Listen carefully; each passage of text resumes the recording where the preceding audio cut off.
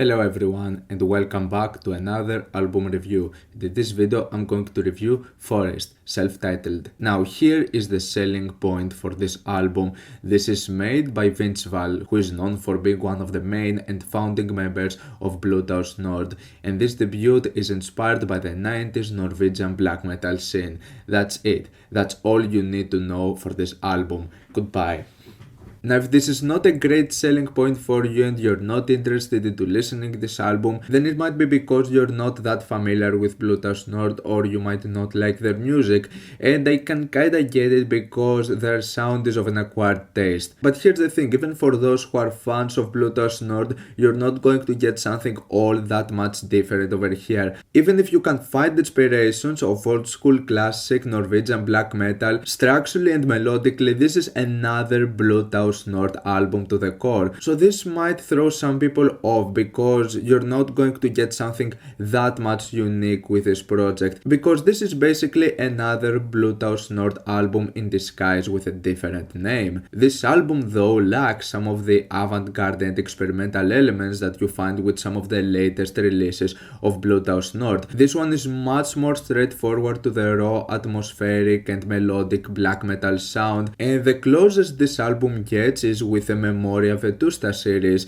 some of those albums that would go into some more atmospheric and melodic passages. So if you are fans of the Memoria Vetusta albums, especially 2 and 3, then oh boy, this album is going to be a treat for you. But even with their sound becoming slightly more redundant over the years and having ideas that we've heard from them before and not being that much of a unique project, this is still, in my opinion, one of the greatest things I've heard Bluetooth Nord related in a very long time. For me, the final spectacular album of Bluetooth Nord was 777 Cosmosophy, which came lots of years ago, and for me this is actually my favorite Bluetooth Nord album and one of my favorite albums of all time. After this point I was slightly underwhelmed though with every single new release they would come out.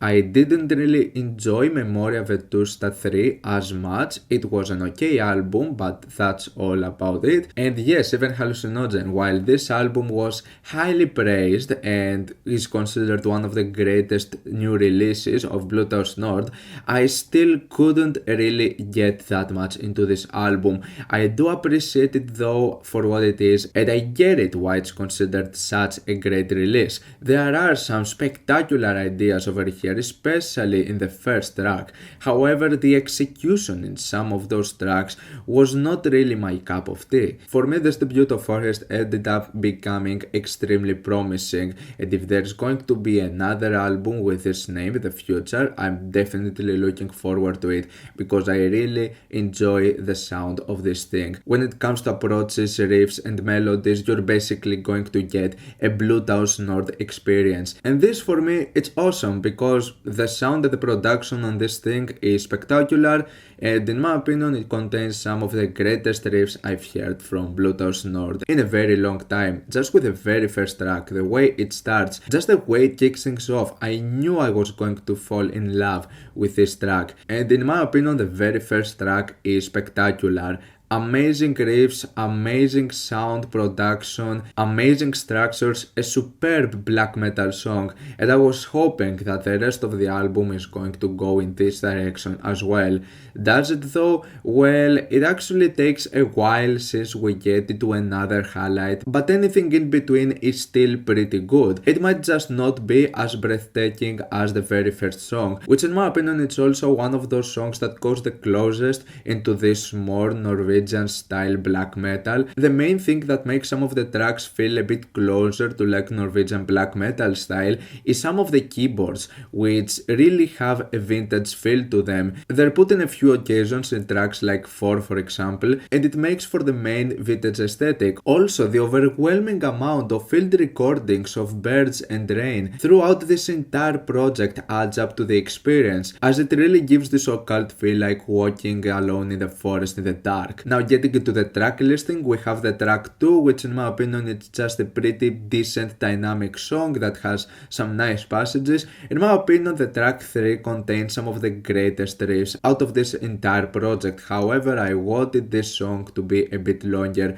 In my opinion, it's a bit short and I really feel that some of the ideas could have been developed into something much greater. On the other hand, there's also the track 5, which is also a bit shorter than what I would want to. Track 5 though truly contains some spectacular riffs from start to finish. I really like anything this track offers and does. Track 6 was one of those tracks that at first listen really excited me, however the more I listened to it I ended up not finding this one of the most captivating moments. The one track that I enjoyed the least out of the project was the track 7. This track felt like it was trying to do something a bit different with its structure, with the drumming to it, however it felt a bit awkward, a bit off-putting, and it's also possibly the least melodic track over here. It feels really flat without that much of a passion or an emotion to it. So for me, yeah, this was the only sort of underwhelming moment over here.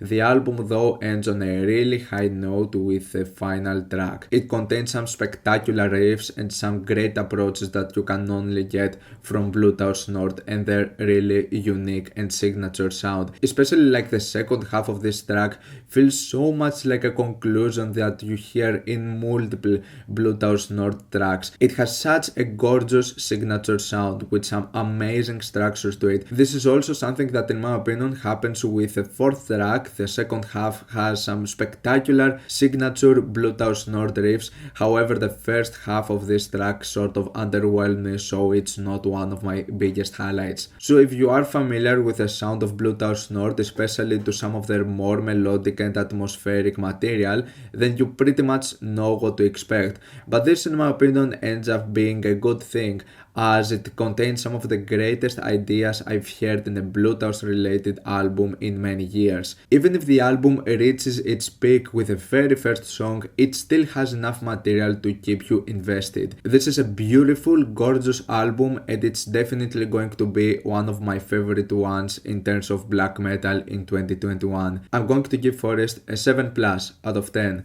What's your opinion on this album? Like it, dislike it, why, and what do you want me to review next time? Let me know down in the comments. Leave a like if you enjoyed the video, subscribe for more content like this. Thank you for watching, and I'll see you all in the next video. Goodbye.